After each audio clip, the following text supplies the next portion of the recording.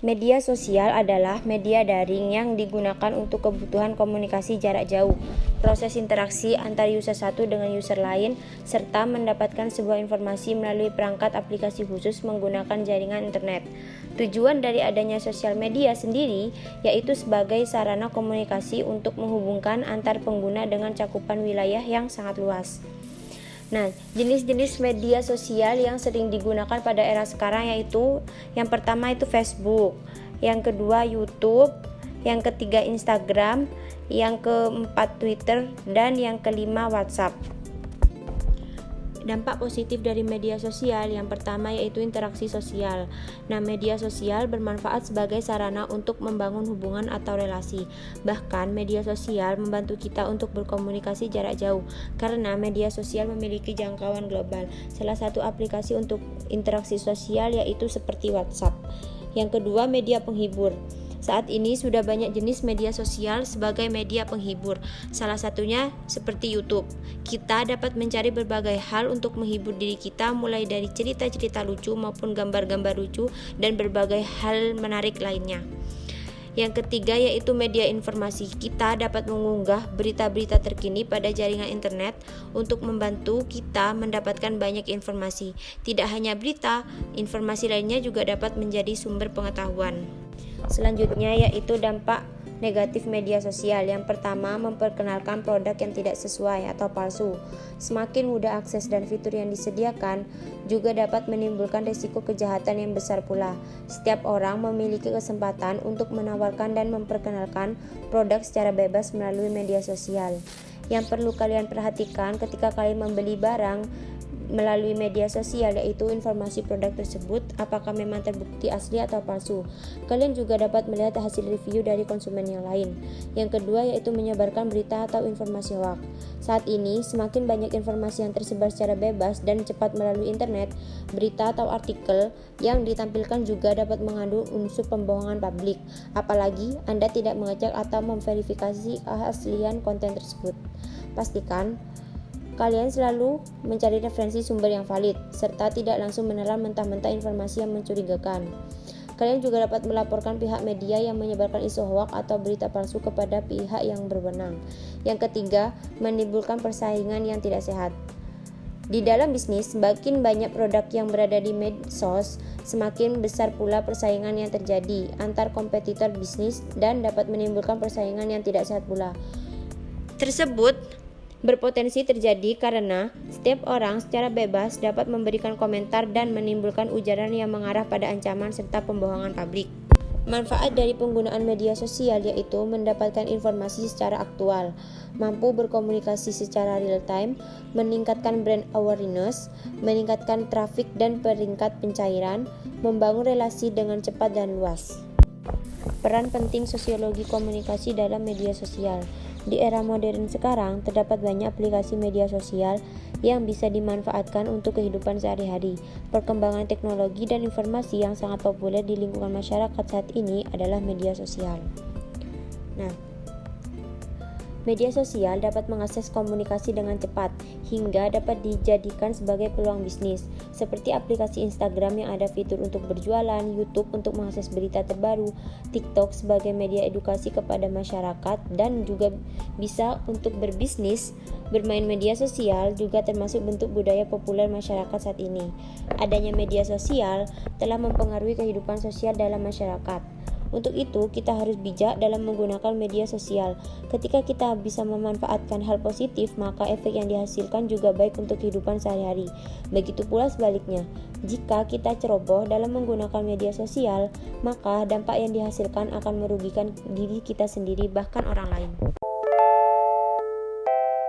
Hoax adalah informasi yang sesungguhnya tidak benar tetapi dibuat seolah-olah benar adanya dan membuat orang-orang itu percaya akan adanya hoax ini.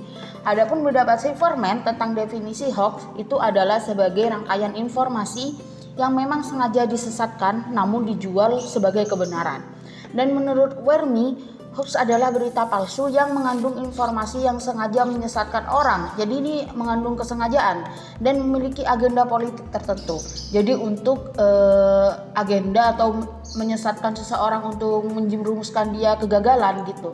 Hoax bukan sekedar Misleading alias menyesatkan, informasi dalam fake news juga tidak memiliki landasan faktual, namun disajikan seolah-olah sebagai serangkaian fakta. Membuat itu orang-orang jadi percaya dengan adanya hoax ini. Untuk mengetahui di mana laporan atau berita tersebut hoax atau tidak, itu ada 12 ciri-ciri berikut. Jadi kalian bisa tahu ini berita hoax atau tidak. Yang pertama adalah menciptakan kecemasan, kebencian, dan permusuhan. Jadi dalam berita tersebut jika ada kecemasan, kebencian, permusuhan yang mungkin tidak layak untuk ditampilkan di sebuah berita, ini pasti hoax. Yang kedua adalah sumber tidak jelas dan tidak ada yang bisa dimintai tanggung jawab atau klarifikasi. Sumber yang tidak jelas ini biasanya kan kita tahu radar Jember, Jawa Pos, dan lain-lain. Tapi ada satu poster yang disebarkan ke masyarakat, tapi tidak ada sumber yang jelas. Sumbernya itu hanya sekedar nama saja, dan itu hanya mengandung 1 lembar saja dalam berita tersebut. Yang ketiga adalah pesan sepihak, menyerang dan tidak netral atau berat sebelah. Yang keempat adalah mencantumkan nama tokoh berpengaruh atau pakai nama mirip media terkenal. Nomor 5, memanfaatkan fanatisme atas nama ideologi, agama, suara rakyat. Yang keenam adalah judul dan pengantarnya provokatif dan tidak cocok dengan isinya. Yang ketujuh adalah memberi penjulukan. Yang ke-8 adalah minta supaya di-share atau diviralkan. Biasanya ini nih yang bikin hoax itu tambah menyebar, dan kita harus tahu ciri-cirinya. Kalau misalnya itu orang-orang, tolong ya sebarkan ini ke berbagai orang gitu agar mereka bisa percaya. Mungkin saja berita itu hoax. Yang ke-9 adalah menggunakan argumen dan data yang jelas, teknis supaya terlihat ilmiah dan dipercaya.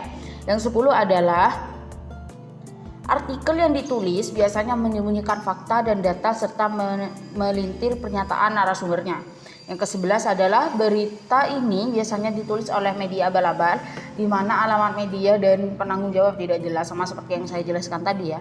Yang ke-12 adalah manipulasi foto dan keterangan. Foto-foto yang digunakan biasanya sudah lama dan berasal dari kejadian di tempat lain, dan keterangannya juga dimanipulasi. Jadi itu tidak benar-benar ngarang gitu loh. Jadi ini benar-benar sudah terjadi, seakan-akan sudah terjadi, tapi tokohnya berbeda. Terkadang seperti itu. Atau mungkin ini kasus lama yang dinaikkan kembali, tapi itu sudah beritanya memang hoax gitu. Kita sudah tahu ciri-ciri hoax. Di sini kita belajar cara mengatasi atau menghindari adanya hoax sebagaimana yang saya akan jelaskan ini. Ada 3 poin. Yang pertama itu mencari informasi terlebih dahulu. Yang kedua, menahan diri untuk tidak terburu-buru komentar dan share. Yang ketiga, melaporkan berita atau informasi hoax. Yang pertama dulu ya, mencari informasi terlebih dahulu. Kalau kita menemukan informasi yang aneh, jangan terburu-buru menyebarkan ke media sosial. Dengan berpikir kita bisa langsung mendapat banyak respon dari para netizen media sosial lainnya. Soalnya kadang tuh kita berharap komentar mereka bisa menjawab kebingungan kita kan dari berita tersebut. Sebenarnya itu tidak seperti itu. Cara yang paling mudah itu mencari terlebih dahulu di internet atau situs terkait. Cari referensi dulu dari berita-berita yang serupa dengan berita tersebut, dan pastikan semua info tersebut diambil dari situs yang resmi. Jika sudah, bandingkan kesesama faktanya sama ke beritanya. Apa benar? Kalau benar berarti itu bukan hoax. Kalau tidak benar berarti hoax. Dan bisa saya simpulkan, kalian itu jangan menyebarkan berita hoax atau berita apapun dengan terburu-buru. Jadi harus teliti terlebih dahulu. Yang kedua adalah menahan diri untuk tidak terburu-buru komentar dan share. Ini sama seperti yang pertama. Tapi yang pertama itu mencari informasi dulu. Yang kedua kita harus menahan diri terlebih dahulu. Jika kita menemukan isu yang berkaitan dengan SARA ataupun berita-berita yang memicu kontroversi, jangan ikut berkomentar negatif dan jangan langsung di-share. Ini biasanya netizen ikut berkomentar negatif. Kalau ada yang komentar negatif, ikut negatif. Gitu, suka ikut-ikut. Jadi ini bisa jadi berita tersebut naik walaupun berita ini hoax gitu. Yang ketiga adalah melaporkan berita atau informasi hoax. Jika menemukan berita hoax, apa yang harus kita lakukan? Itu kita harus mencegah penyebarannya. kita itu dapat melaporkan berita hoax tersebut di masing-masing media. Misalnya kita ketemu berita hoax itu di Facebook. Jadi kita bisa gunakan fitur report status dan kategori informasi hoax. Biasanya tuh ada tuh di pengaturan. Kalau di Google bisa menggunakan fitur feedback atau melaporkan situs dari hasil pencarian apabila mengandung informasi palsu. Twitter memiliki fitur report tweet untuk melaporkan tweet yang negatif. Demikian juga dengan Instagram. Kemudian bagi pengguna internet itu ada pelaporan ke alamat email aduan konten@malkominfo.go.id. Kalau masyarakat Indonesia yang terkena hoax dan kita bingung mau kemana, ini ada perkumpulan masyarakat Indonesia anti hoax juga menyediakan halaman data Turnback Hoax ID. Jadi kita bisa melaporkan berita-berita hoax ke media-media tersebut. Jika berita hoax itu benar-benar sangat merugikan atau terlalu memfitnah dan terlalu kejam gitu ya, kebenciannya atau permusuhannya itu terlalu besar, kalian juga bisa melaporkan ke pihak berwajib. Oke, perkenalkan, nama saya Gali dan saya akan melanjutkan penjelasan dari rekan-rekan saya sebelumnya. Di sini saya akan menjelaskan tentang budaya populer. Apa itu budaya populer? Secara etimologi, budaya pop atau kultural populer berasal dari bahasa Spanyol dan Portugis, memiliki makna yaitu merupakan unsur kebudayaan yang bersumber dari rakyat berdasar pada perspektif bahasa dan kebudayaan Latin. Yang selanjutnya yaitu tentang pengertian budaya menurut KBBI. Budaya populer adalah budaya yang dikenal dan digemari kebanyakan masyarakat pada umumnya. Nah, menurut para ahli, salah satunya adalah menurut Stuart Hall, budaya populer adalah budaya sebagai suatu pertunjukan yang menampilkan ranah sesuai dengan kesepakatan bersama dalam masyarakat. Oke, itu merupakan penjelasan pengertian. Nah, selanjutnya saya akan menjelaskan tentang ciri budaya populer. Nah, di dalam budaya populer terdapat ciri-ciri. Salah satu adalah yang menjadi tren. Yang kedua adalah adanya keseragaman bentuk. Yang ketiga adalah adaptabilitas. Yang keempat adalah durabilitas. Yang kelima yaitu probabilitas. Yang keenam proses budaya populer.